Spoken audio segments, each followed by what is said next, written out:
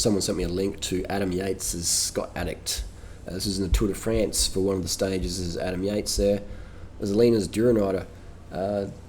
Imagine if I trained as much as those guys trained. It would be... I couldn't. I'd get like 0.08% body fat. Anyway, so this was the interest here, was the 32 cassettes. 32 cassette, and they're running a long cage DI2. Now, I've shown you many times before, you don't need to run a long cage derailleur.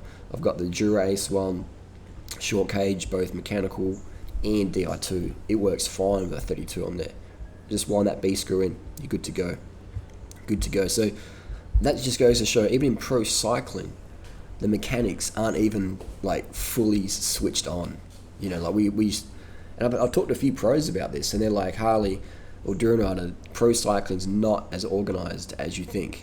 Like, there's a lot of old school mentalities, especially the Euros. They're just like, boom, this is how you do it. Like, you know, just really locked in traditional. So that's why Team Sky, they started using the 32 with Bradley Wiggins. Before that, no one had used the 32, though, as far as I'm aware, in the Tour. So it just goes to show that the people are catching on. They're using the 32, but I just don't fucking understand why the fuck they would put a long cage shifter on there. It's the extra weight. It's not as good as shifting as a short cage. It's good enough. But like, you know what I mean? I don't understand why you're using tubular rims, such a lightweight 800 gram frame, and we're using a heavier derailleur for no reason at all. It baffles me. It baffles me a lot. I mean, we're using like a zip tie to save weight, just like, you know, doing everything it takes to save the weight. Like, it's a nice looking bike, isn't it? I like the colour of the black and green. We're doing everything to save the weight.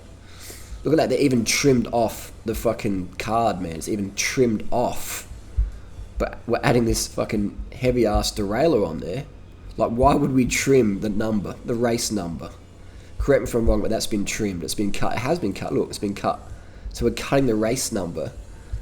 Like, look at that. They've cut around the 9. There's plenty of space between there and the frame, but they've cut around the 9. They probably could have just trimmed it on that line there. But there you go. So you can run a 32 cassette with a short cage. And goes to show that they're watching, they're taking Durianrider's advice. Almost, they're running the 32 cassette. Actually, I stole that from Team Sky, so I can't claim fame to that one. But what I can claim fame to is using a short cage rear derailleur, Durace, Shimano 105. Any 11 speed will work fine with a 32 cassette on a vertical dropout frame. If you've got an old steel frame with a horizontal dropout, it won't work as well. But a vertical dropout, new carbon bikes, new alloy bikes, boom, works perfectly. There's no... I show mechanics, and they go, oh, it won't shift as good. It shifts fucking perfect, man. Oh, this is durable as fuck. I get more Ks out of my chain than anyone I know, because I keep it clean, and I use squirt lube. Anyway, bottom line, you don't need a long cage. If anyone says you do, they're just not up to speed. They might be a professional mechanic for like a pro tour team, but they can still, as we see, have no idea about the compatibility of a 32 cassette with a short cage Shimano 11 speed derailleur. Crazy. Again, just goes to show you, just because it's a professional setup doesn't mean they know everything, especially about nutrition. So I'm not having to dig any of the teams or riders here. This is just a highlight in society that there's always a better way. And if you rely on tradition, you'll be stuck in tradition. You'll be bound and locked by that. But me, I'm like always looking for a better way. Always looking for a better way. Why add weight to a bike when you don't have to? It's just stupid.